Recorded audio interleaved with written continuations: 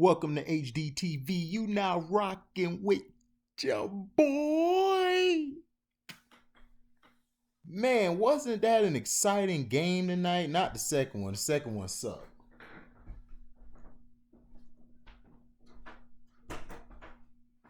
I'm talking about the Miami Heat and the Milwaukee Bucks. That was one of the best games I have seen thus far in the playoffs. That's one of the best games, man. Giannis is going to Giannis is going to be Giannis is going to have to be a basketball player this series.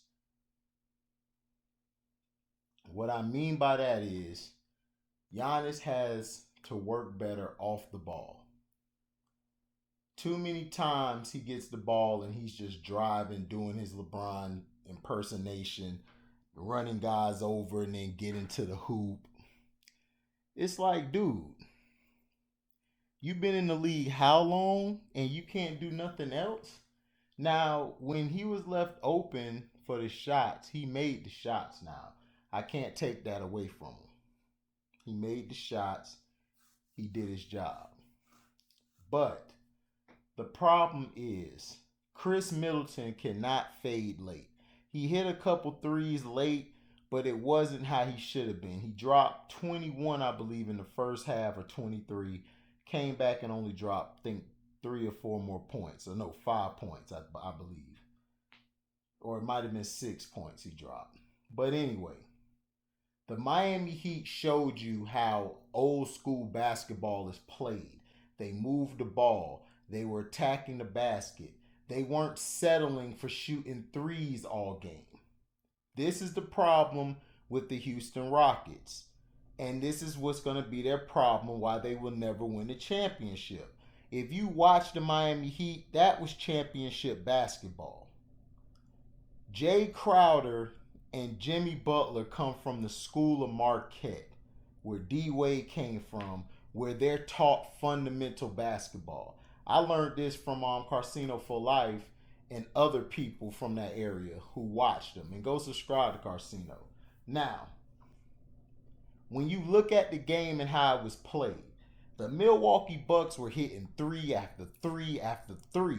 And then all of a sudden they went cold. The Miami Heat survived their onslaught of shooting threes. They survived it. They knew it was coming.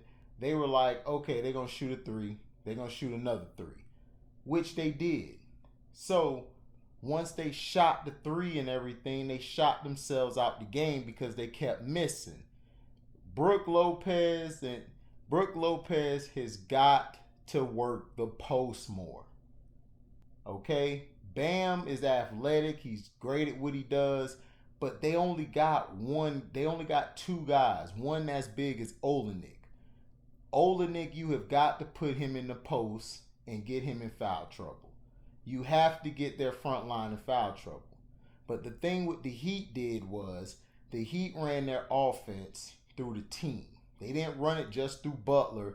When it was time for Butler to be Butler and turn into that clutch performer, he came through and he provided buckets. He had 40 points, 4 rebounds, and 2 assists. That is what a superstar does. That is what Joel Embiid needs to look at. And I believe Joel Embiid is going to go to Miami next year. He's going to try to get over there. Everyone's talking about the chokeden, DeMar the chokeden. No, leave him away from the team. Leave the chokeden over there in San Antonio. We do not need the chokeden coming to Miami. But to stay on topic, I'm all over the place. Basically, the Miami Heat, what they have to do is continuously move the ball and attack the basket. Attack him. Make Giannis Antetokounmpo work. Make him work on the defensive end. So offensively, he was dead tired today. Because Bam was banging with him. Olenek was banging with him. Butler, Iguodala. Iguodala was the biggest pickup in the NBA at the trade deadline. That was a beautiful pick. Iguodala does his Golden State rendition, which is come in, give you solid minutes, get you some buckets. If not, he does other things. He gets rebounds. He throws. He makes assists. He gets steals. He plays defense on the guy you need him to play defense on. And when they did a lot of switches with the front court, like Brook Lopez was out there, I don't think Ilyasova played, but you had Brook, you had you had Giannis, and the thing they were doing was they were switching up, and every time the guys went up, they banged with them. They banged with them. They made sure they kept them in check because the threes were going off. But the thing I loved about it was the Heat didn't panic. The Heat played with a calm of a team that wants to win a championship. The Milwaukee Bucks, you guys shoot too many damn threes. Also, you guys played a lot better without Eric Bledsoe. You don't need Eric Bledsoe back. If he comes back, y'all need to play him limited minutes and then pull him. Him and Middleton are the same player. They'll give you some good minutes early in the first half, then the second half come, they fade away. And then they both take ill-advised shots. When they take ill-advised shots, that messes your team up because if the Heat get the rebound, that's a possession for them. Basketball is about possessions. It's about possessions and it's about runs. And if you can't make a run, whether it's playing half court or running the transition full court, you are going to kill yourselves. And the Bucks killed themselves tonight. The Bucks had the game in control until Giannis, he got in foul trouble. But Brook Lopez and Middleton carried them in the first half. Brook had 19, I believe, and Middleton had 21 or 23. So when they had that kept them good. But guess what? Your main superstar only got 9. And the other superstar, Jimmy, got dang near 20. He's killing on that side of the ball. Tyler Hero,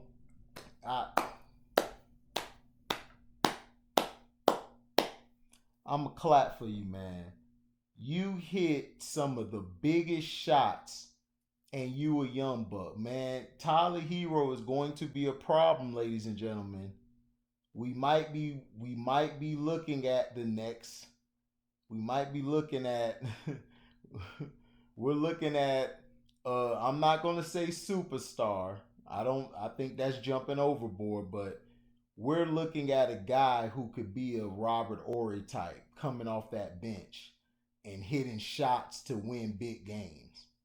He's going to be dangerous. Now, I don't want to put that on him yet, but I want to see.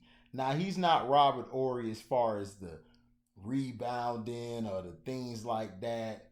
It's when he got hot, he started hitting shots he was supposed to shoot. But it might not be Robert Horry. It might be he remind me of Kerry Kittles for the Nets. He's like Kerry Kittles, but the thing is, he has a better arc and he could get his own. He could score with the ball in his hands. Kittles could, but Kittles was more effective at shooting the shots from the mid range or the three. Now Hero, he was hitting some mid range shots. So if he continues playing what he is off the bench, they're going to run the Bucks because DiVincenzo, he's good, but sometimes he runs too wild. He's always trying to attack the basket all the time, full speed, instead of letting the ball move when it need to. Now, when the Bucks started moving the ball at certain points in the game, man, it was magnificent. It was like, wow. Okay, I see what they're trying to do. And then the Miami Heat, they did the defense like everyone else has when they play Giannis. They packed the lane, but not so much. Instead of playing fully on the paint in a space like a zone, They were playing midway, so if a guy comes open, they can switch to him. They could jump to this guy. And the Heat were jumping on him the whole game. Every time they was going for the three, boom, they was there. Then they tried to throw it to the back cut. Boom, somebody was there. They tried to throw it over here to the corner three. Boom, somebody was there. The Miami Heat showed you how to play defense. This is what the Clippers need to do this round and the round after. When they play the Lakers, that's what they have to do. Because if they don't do that to the Lakers, it's going to be a long series for them. But that series, I picked the Heat in 7. I stick to it. I believe the Bucks are going to win the next game.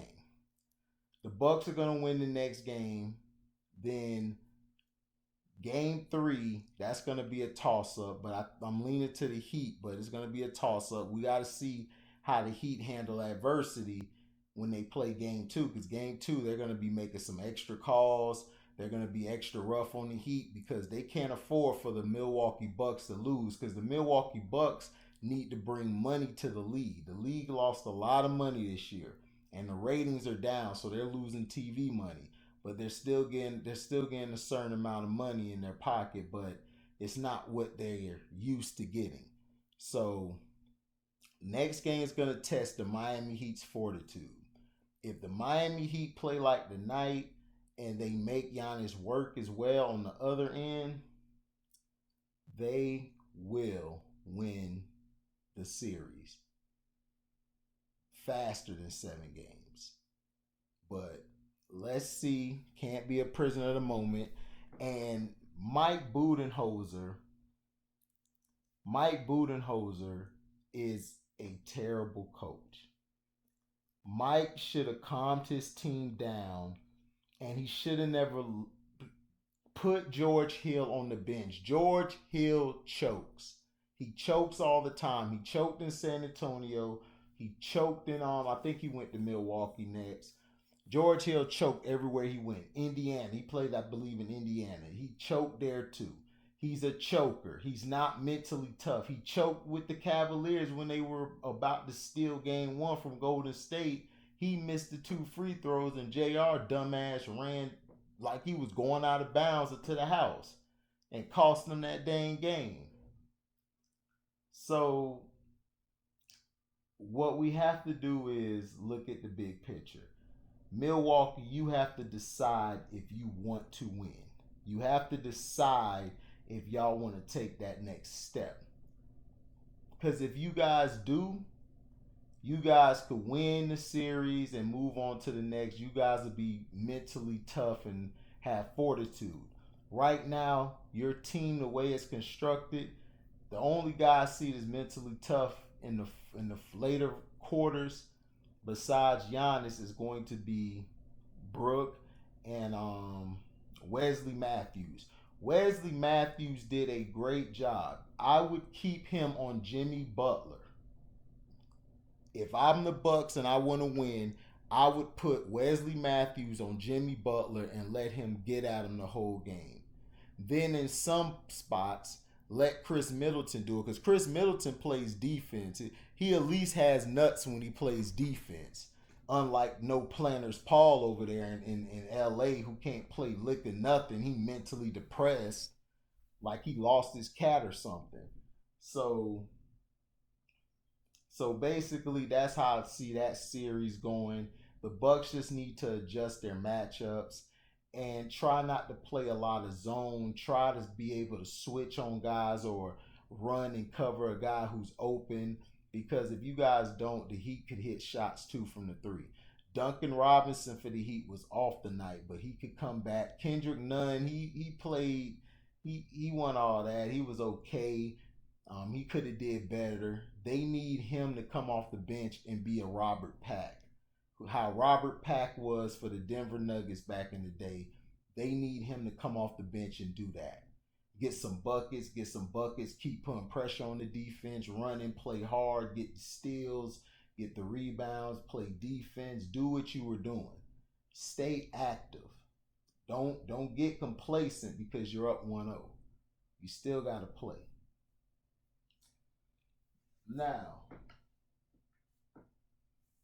Who we got next?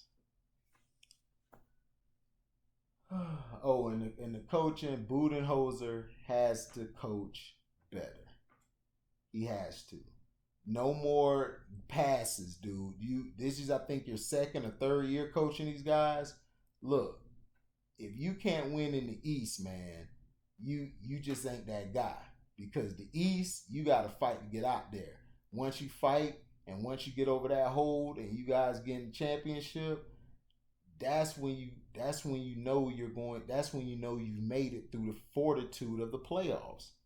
You can't go into a series. This ain't the Orlando Magic. The Orlando Magic was soft. Okay, they were soft.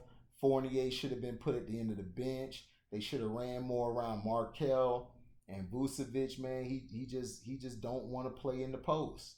He always want to drift to the three, and then defensively, we didn't have anybody to cover Giannis. We didn't have the defense or mental. We didn't have that guy like how Miami has Jimmy Butler. That's the only difference between Orlando and Miami. If we had Jimmy Butler, we would be just as good as Miami because Jimmy Butler mentally makes everybody ready. He makes his team better mentally. The same thing Kobe used to do. The same thing Mike used to do. Bird and Isaiah and these guys. He gets into their head mentally and he tells them, look, this is what it's going to be. This is how we win. That's the only difference. Because Orlando is getting with Milwaukee the first round. Milwaukee does not look that good. The Magic just couldn't close or deal with adversity. If they would have been able to deal with adversity, they would have been playing Miami. But they don't have the team or that guy on the team. Markel Fultz probably one day could be it. He came with hard. He was playing hard. One day he could be that guy, but you don't know.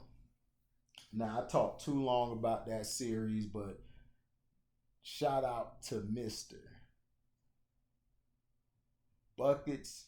No, excuse me. Miami Buckets. Miami Buckets. That's his name. Miami Buckets. Because that's all he do, man. He was just making shot after shot, making buckets. That's his name, Miami Buckets. And then we just gonna say he's starring in Heat Wave, baby, man. You gotta watch that series coming on again, I think, in 2 or 3 nights. Now, we went from probably the best game we've seen so far in the playoffs to one of the sorriest games I've ever seen. The Houston Rockets and the Denver Nuggets, not Denver Nuggets, Oklahoma City Thunder, they suck. Whoever, LA, listen, all you Laker fans, you LeBrownie fans, yes, he's LeBrownie. All you Laker fans, LA fans, you have nothing to worry about. You guys will make it to the conference finals. When you play the Clippers, that's when your test begins. Because if y'all beat the Clippers, then y'all will win the championship. Because I don't see nobody. Now, if they play Miami in the championship, like if the Heat make it to play them, the Heat gonna beat them. I'm sorry. The Heat are mentally tough. That team is ready. And Spoelstra, even though he's nothing but a little puppet, he's really an assistant coach. Pat Riley's coaching from the stands as the GM. As the president. Basically, Spoelstra keeps it calm, even when they're down, even when they were losing. Spoelstra kept that same face, that face that Phil Jackson had, and that's why I give. But his was different. His was like Larry Brown, like just had that calm, knowing that the game looks like this, but I'm good. I can get these guys to play. I can get these guys to do what they have to do. So that's what I'm saying. It's like, you know, but the game tonight was terrible. Terrible. Russell Westbrook has to, I know it's too late in his career. Russell Westbrook has never learned how to adjust to the damn game. You have the brain that is the size of a screw. It's the size of a screw. You were turning the ball over like crazy throughout the game. You got some buckets attacking the basket, but dog, your shot is still garbage. When are you going to develop your jump shot, man?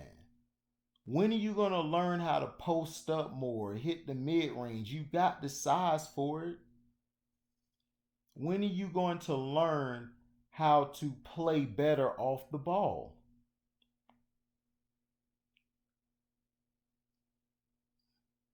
Now, the thing I love that you did, you brought energy to the team. You know, the team played a lot better energy wise than they have the past times I've seen them.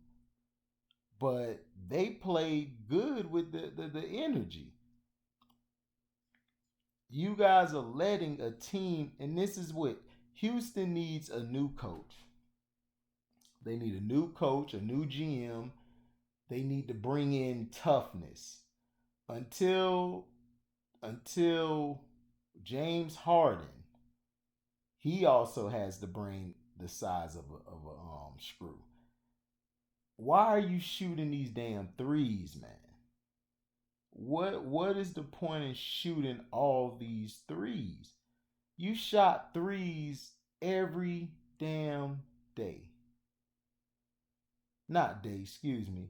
Every damn attempt you came down the court, you were shooting like you had no conscience. And you're not making them.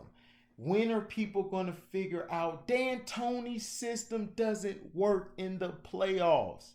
It's a great regular season thing. Like it's great. It's like Air Coryell. It'll get you all these yards and all these points and everything. Yards, excuse me. I apologize. Not talking football, but it helps you. It helps you when you attack the basket or you score 2-pointers. Those add up at the end of games.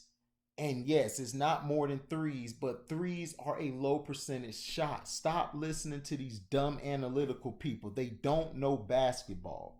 They don't know the spots on the floor. Because if you actually paid attention, James, you would be going to the mid-range every time. You would be hitting that elbow shot that Kobe perfected. You would have hit that side. You would have hit over here. You would have had a post game. You don't even have a post game, bro. You have no post game. Your fundamentals are not there, man. They're not there. You shooting threes out. When is it gonna hit in your head to say, "Hey, I think it's time to take the ball to the hoop. I think we need to run some plays now because just freelancing ain't helping nobody." And Mike D'Antoni, you need to take that mask off your face and swallow it, choke yourself. You are the dumbest coach I know or ever seen. How the hell do you not direct your team to take the ball inside? The three's not working. And then you got rid of your big man, so you don't have an extra guy in there to get a rebound. You're killing all of your guards. You got nothing but guards and probably a forward on the team. PJ Tucker is a true small forward, but he can play the four. He can guard quicker opponents. So that's good you did that. But you're missing size down low. Sometimes you need some size down low to swing the game. That's how you wanted to play that.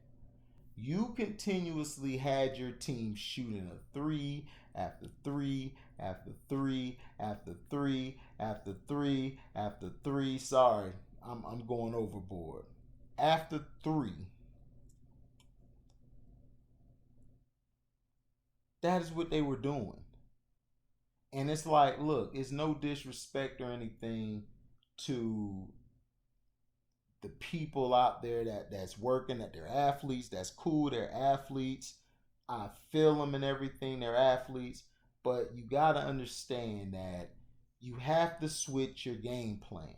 You have to switch, and this is what's wrong with coaches today. See, coaches in the 80s and the 90s, even before that, the 70s and 60s, they knew how to ring their player in and tell them, look, let's slow the pace down, let's slow it down, and let's try to run some plays to the inside where we could get some quick buckets or get to the foul line or shoot more mid-range shots. Mid-range shots are the best shot to shoot. No, the best shot to shoot is if you can get a layup or an inside shot, and then it's the mid-range.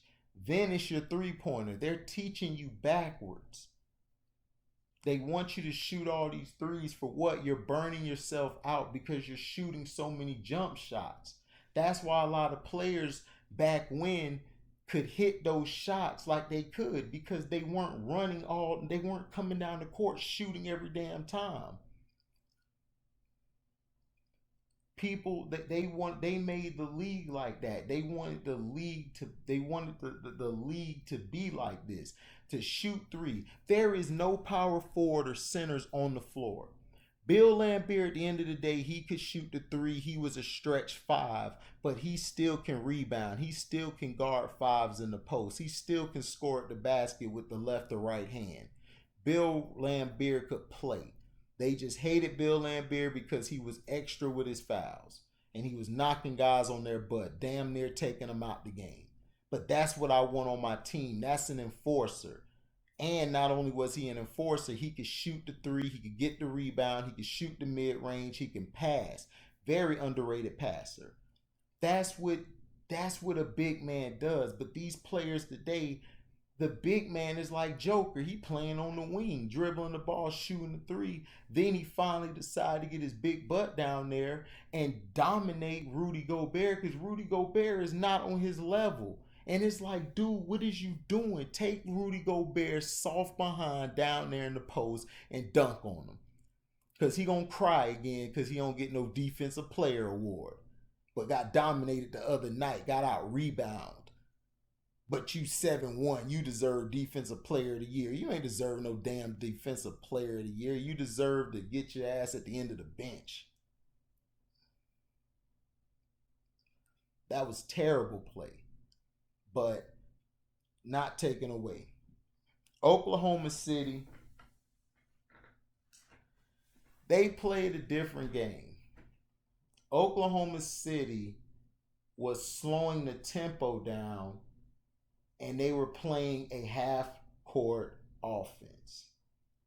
The Houston Rockets got beat because OKC was getting to the inside. They were hitting the mid-range. They played basketball. And Chris Paul just showed you, I'm better than Westbrook and I'm better than Harden. His problem has been getting hurt and not being able to finish the game or finish a series. And he can't get out the second round. He only been out the second round once. But what Chris Paul is showing you is that they cannot ball. They cannot play on my level. And they can't. And then the kid, Shea Gilchrist Alexander, that man could play some basketball, and he's a young buck. He's going to be fun to watch in the next coming years. If the NBA actually promotes him and puts some marketing out there, people will appreciate his game, because Shea play old school. He play a little like Rip Hamilton. He play a little like Rip, a little like T-Mac. You know, he could get to his spot to the mid-range, knock that shot down, and he could pass. It's similar to Penny, but he's not as athletic as Penny was. But they're damn near, like, as far as court vision, they're the same. Gil just did a great job, and defensively he did a great job switching, pestering PJ Tucker, getting at Daniel House. McLemore was off. They gave everybody problems. Jeff Green. Now, the supporting cast for the Heat, they were going off in certain parts of the game. But because they missed so much in the beginning, it messed the flow up, and OKC had it after that. Steve Adams, excuse me, I'm about to call him Sam. Steve Adams is a problem in the middle. OKC gave him Chris Paul took over the game hitting shots, and then they hit some threes from the corner. But if they give the ball to Steve Adams and let him go to work, the OKC Thunder will win by a blowout in game 7 if they let Adams operate down low and then move the ball, move around him. Players just move, do your cuts, set some picks to get some guys free. Come on, play basketball. If y'all revolved y'all team around Steve Adams, y'all could have beat these guys even with Westbrook in 5 games. But y'all want to run this Chris Paul finna shoot, the guards finna shoot now. Schroeder outplayed everybody on the Houston Rockets team. He got in their head in game 5 where he hit dude in the OKC Thunder, they some nut punchers. Chris Paul got them boys over there playing dirty, boy. Chris Paul, Chris Paul running around punching them in their area, man. Guys falling out from a nut punch and everything, a stick punch. You know they hurting now. And Chris Paul is dirty, man. I would punch Paul in his mouth, man. I would have got thrown out the game because he was doing some dirty stuff. See, he know he could do it to them, but uh not at all. Because I would have been kicked out. Because if Chris Paul hit me in my area, I'd have said, "Come here, let me talk to you," and just mm, hit him one good time because that was dirty what he was doing. Chris Paul and them was dirty as hell. They mentally, they tough, and they basically beat up on the Houston Rockets just like the Clippers beat up on the Mavericks. Took it old school and mentally took Houston out the game, made a mess up. Westbrook can handle it. Every time Westbrook was trying to go to the hole, he was getting thrown around. And then he trying to talk trash to his old team and everything. They was like, bro, you ain't nothing no more. We're better than you. And they're showing it. Westbrook has never grew his game. His game is the same as LeBron. They run you over or they'll try to shoot the three. Now LeBron can shoot the three a little better than Westbrook. I call him Westbrook because he gonna ball for broke. And then he gonna be broke when he shoot. That's why. Westbrook. He ain't got no type of shot. His shot is damaged.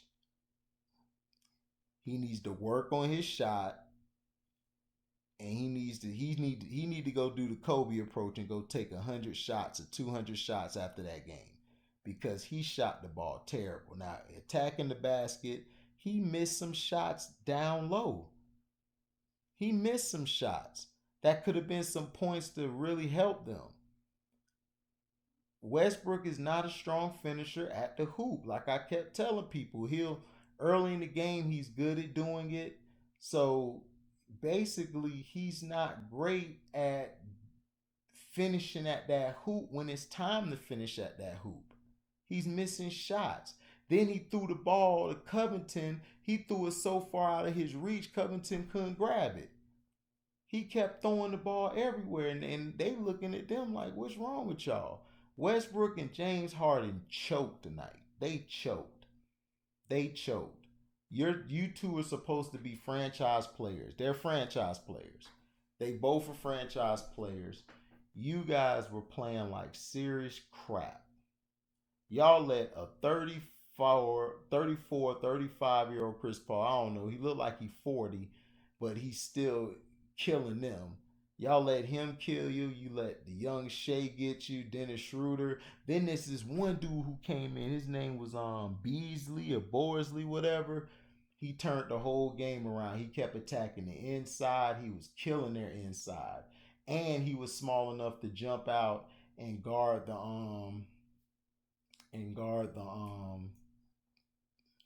the point guards. I mean the center, excuse me. He was long enough and tall enough to guard their center, who was mainly Harden or PJ Tucker or Daniel House. And Daniel House getting beat up down there, man. I feel sorry for him. And then you got Covington down there playing. Not only Covington, you got PJ Tucker playing down there. The Rockets, man, they're terrible, man. The Lakers, look, all you LeBrownie fans, I can't talk trash to y'all. Y'all gonna win the second round easy. The second round gonna be 4 games. But if LeBrownie's he in his little feelings mad about something, y'all probably win in 5 games. But I don't see no threat. Y'all gonna go to the conference finals. Y'all gonna play the Clippers. And that's probably gonna be the championship. It's probably gonna be the championship, but I talked for way too long. The other series, Denver's gonna win tomorrow. Denver's gonna win tomorrow. Toronto is going to win game 2. And then the Celtics are just gonna beat them 3 straight. And then you got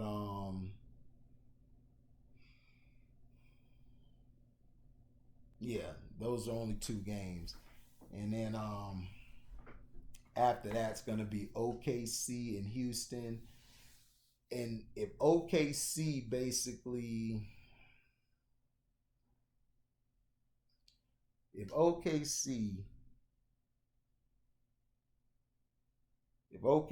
plays through Steven Adams, they will end that game quick. But I know they're not. They're gonna have Chris Paul running, doing his thing and everything, dominating the ball.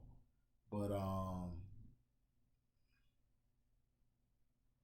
gonna have him dominate the ball and everything. And then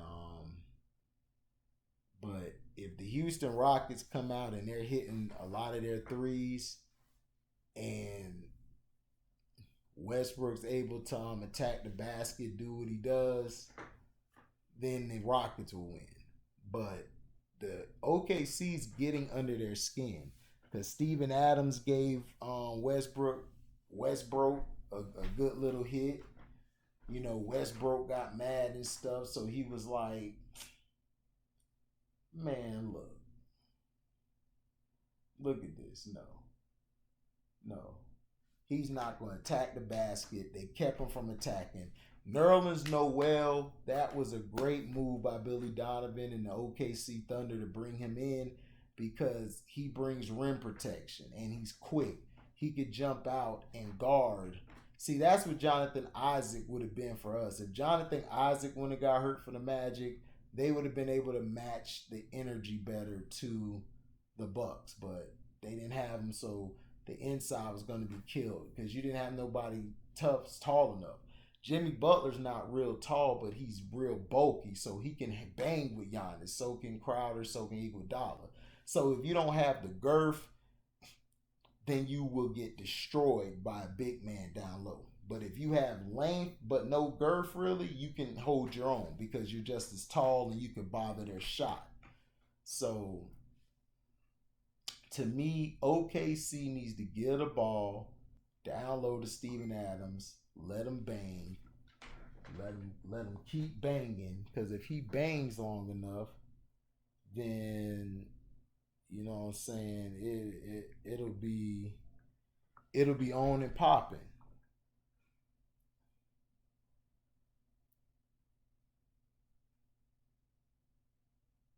It'll be on and popping. So when it's on, and Billy Donovan needs to continue playing the game slow and playing at a certain pace. Because if he plays at a certain pace, they're good. They're good. They'll be able to beat Houston. They'll be able to knock Houston out. So basically that's what happened. Like, comment, subscribe, share this. If you wanna if you wanna basically donate to the page, there's Cash App and Cash App Harry, Harry, the number 2. Again, if you want to donate to the page, Cash App Harry, Harry, and the number 2.